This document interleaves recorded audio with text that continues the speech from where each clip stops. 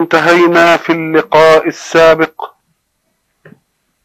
إلى أن الله جلت قدرته حينما استهل سورة البقرة المدنية بحروف مقطعة هي ألف لام ميم، بينا خواطرنا التي شاء الله أن يلهمنا إياها حول هذا الاستهلال بالحروف المقطعة أو بالتحقيق بأسماء الحروف المقطعة. وانتقلنا بعد ذلك إلى الإشارة للقرآن في خطاب إلى رسول الله أو خطاب إلى كل مستمع عن الله من أتباع رسول الله. وقلنا مزية البعد في قوله ذلك لأن ذلك يدل على سمو مكانة الكتاب سموا بعيدا عن مدارك البشر. وقلنا إن كلمة الكتاب في ذاتها تدل على أن المكتوب أمر عني به عناية تحفظه وعناية تسجله حتى لا يضيع، ولا يحرص على تسجيل شيء إلا إذا كان نفيسا. كذلك كان الشأن في عرف كتب البشر، فما بالك بكتاب يتكلم فيه الله. ولذلك قلنا إن ذلك الكتاب معناه أنه الذي يجب أن يطلق عليه بحق الكتاب، كما تقول ذلك الرجل مع وجود رجال كثيرين، أي أنه الوصف الحقيقي الذي لا ينطبق إلا على هذا. وقلنا بعد ذلك لا ريب فيه، والريب هو نفي الشك والريب هو الشك والقلق في النسبة، فإذا ما نفي الريب فقد نفي من باب أولى كل نسبة لا تؤكد الجزم بالقضية كالظن وكالوهم. وقلنا لا ريب فيه أيضا لأن الكتب التي سبقت تناولها شيء من التحريف شككنا فيها، لذلك كان ولا بد أن يجيء كتاب يهيمن على هذه الكتب يصوب لها ويبين ما فيها من زيف أو نقص أو لي بالألسنة. والآن نحب أن ننتقل إلى قضية أخرى، وهي قول الحق سبحانه هدى للمتقين. فإن كنت ستقف على قول الله ذلك الكتاب لا ريب أي لا شك فيه، ثم تبتدئ كلاما آخر فتقول فيه هدى للمتقين، يجوز هذا. أو تقول لا ريب فيه ثم تبتدئ كلاما جديدا وقضية جديدة فتقول هدى للمتقين. هدى والمتقين لا بد أن نحدد معنى كل كلمة حتى نفهم المنطلق الذي نرتب عليه قضايا. هذه القضايا هي التي ستكون دستورنا في الحياة. الهدى هو الدلالة الموصلة للمطلوب، فكل دلالة توصلك إلى المطلوب اسمها هدى. فالإشارات التي تدل على الطرق هدى، والمشير عليك بسلوك طريق مخصوص هدى، والذي يبين لك المنهج الموصل لأي شيء هدى. إذن فالهدى يتطلب هاديا ويتطلب مهديا. وهدى إلى ماذا؟ لا بد أن تكون هناك غاية منصوبة حتى نحقق الدلالة لها. فإن لم تكن هناك غاية منصوبة فلا معنى لوجود الدلالة على الموصلة. إذا معنى الدلالة الموصلة إلى المطلوب يبقى لا بد أن نحقق المطلوب أولا، ثم نبحث فيما يوصلنا إلى المطلوب. إذا فلا هداية إلا بعد معرفة مطلوب. من الذي يحدد المطلوب؟ ومن الذي يحدد الدلالة إلى المطلوب؟ إذا ما أردنا أن نعرف ذلك في لغة البشر ومنطق واقعهم في الحياة، أن الذي يحدد المطلوب هو من وثقت بحكمته في أن يحدد لك مطلوبا، والذي يحدد الدلالة الموصلة إلى المطلوب لا بد أن يكون له من العلم ومن الخبرة ومن الحكمة ما يدلك على الوصول إلى المطلوب بأقل مجهود في أقل زمن. إذا ما نظرنا إلى الناس في أوضاعهم وجدناهم يحددون مطلوبات، ووجدناهم يحددون دلالات توصل إلى هذه المطلوبات. فمثلا إنسان مطلوبه أن يبني قصرا، هذا هو المطلوب. هذا المطلوب من وضع البشر لا يمكن أن يستوفي كل أمور الكمال. لماذا؟ لأن الذي فكر في وضع ذلك المطلوب بشر قاصر. والدليل على ذلك أنه يطلب من المهندس أن يرسم له القصر، ثم يأتي غدا ليقول له أرجو أن تعدل ذلك. حين يقول له أرجو أن تعدل ذلك معناه أن حكمة غابت عنه بالأمس ثم ظهرت له اليوم. وحين يبتدئ المهندس البناء يقول له لا، الغي ما كان من الرسم في كذا واصنع كذا. إذن فقد تغير المطلوب، وربما بنى وسكن واستقر ثم يعن له بعد استعمال القصر في المطلوب منه أنه كان يجب أن يكون كذا، وأن يفتح باب هنا، وأن تسد نافذة هناك، وأن توجد دورة مياه هنا، وأن ما الذي جعل المطلوب يتغير؟ الذي جعل المطلوب يتغير هو قصور علم البشر. قصور علم البشر. وإذا كان هذا بالنسبة له هو رسم فغير، وساعة التنفيذ غير، وبعد أن سكن غير، فما بالك إن جاء إنسان له تصور أعلى في هذه المسائل، ألا يغير أيضا؟ يغير أيضا. إذن فتحديد المطلوب مما يمكن أن يكون علمه قاصرا،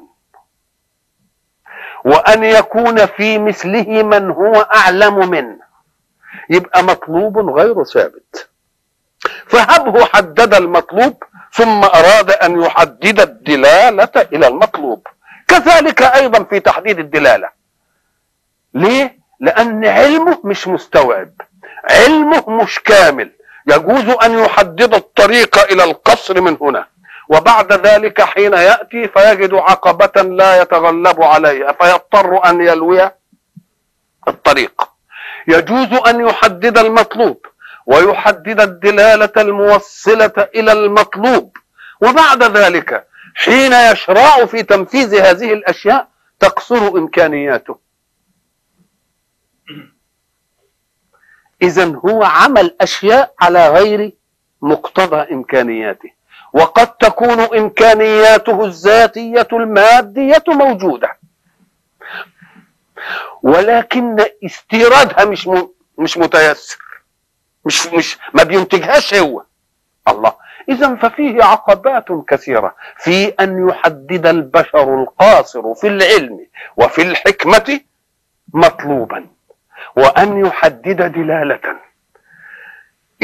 إذا أردنا مطلوبا لا يتغير ودلالة لا يستدرك عليها، يبقى لا بد أن تكون من كامل العلم سبحانه وتعالى، علشان ما يبقاش فيها تغيير ولا يكون عليها استدراك أبدا. فإذا ما وضعها وإمكانياته لا يمكن أن تنقص، ما نقولش إن ما بقاش عنده إمكانيات، ما نقولش إنك أنت قدرت وقت المطلوب شيئا وبعد ذلك جهلت أنك قد لا تقدر. كل شيء ملك له. فإذا حدد مطلوبا فلا استدراك على مطلوبه، وإذا حدد دلالة موصلة إلى المطلوب فلا استدراك على هذه الدلالة.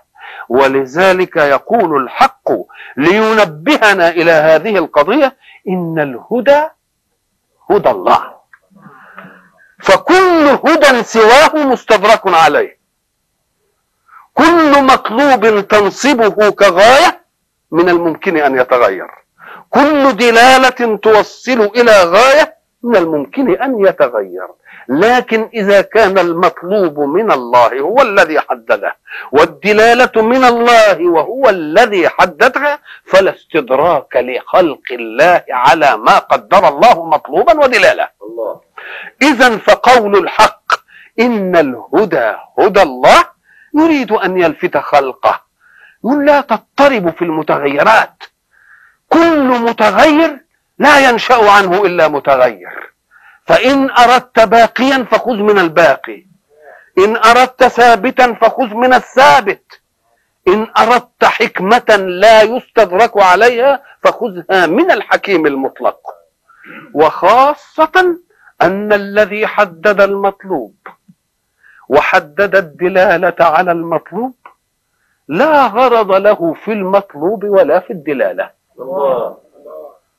وكل الذين يطلبون شيئا أو يحددون الدلالة إلى شيء قد تسرقهم أهواؤهم من غير قصد.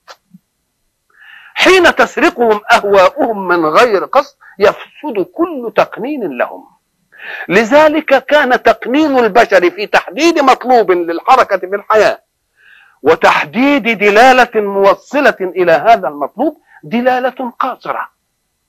لا نتهم من يضع ذلك، ربما كان مصلحا، ولكن لا نحمله فوق طاقة قدرته وفوق طاقة حكمته، ولا يمكن أن نبرئه أيضا من إيه؟ من هواه في أن يفيد مما قنن. إذن قول الله إن الهدى هدى الله قضية يجب أن يتنبه لها الكون كله، حتى لا تستدرك على مطلوباتهم مطلوبات، وحتى لا تستدرك على دلائلهم الموصلة إلى المطلوب دلائل. لأن الذي يعوق حركة الحياة هو أن يأتي متغير ليغير لمتغير، لأن ذلك لن يعصمه أيضا أن يأتي متغير أيضا ليغير، وبذلك تصبح الحياة كلها لا استقرار فيها ولا أمن، بل تظل دائما مضطربة. وما دامت الحياة تظل مضطربة فلا أمن فيها، لأن القلق سيكون سائدا. إذن فقول الله هدى أي دلالة موصلة إلى المطلوب، يبقى الله هو الذي حدد المطلوب والله هو الذي حدد الدلالة. يبقى إذن ده أقصر طريق لبلوغ الكون سعادته. فالذين لا يأخذون هذه القضية مأخذ التسليم المطلق يتعبون أنفسهم ويتعبون الحياة ويتعبون الأحياء. قول الله هدى لمن؟ للمتقين. نريد أن نفهم متقي يعني إيه؟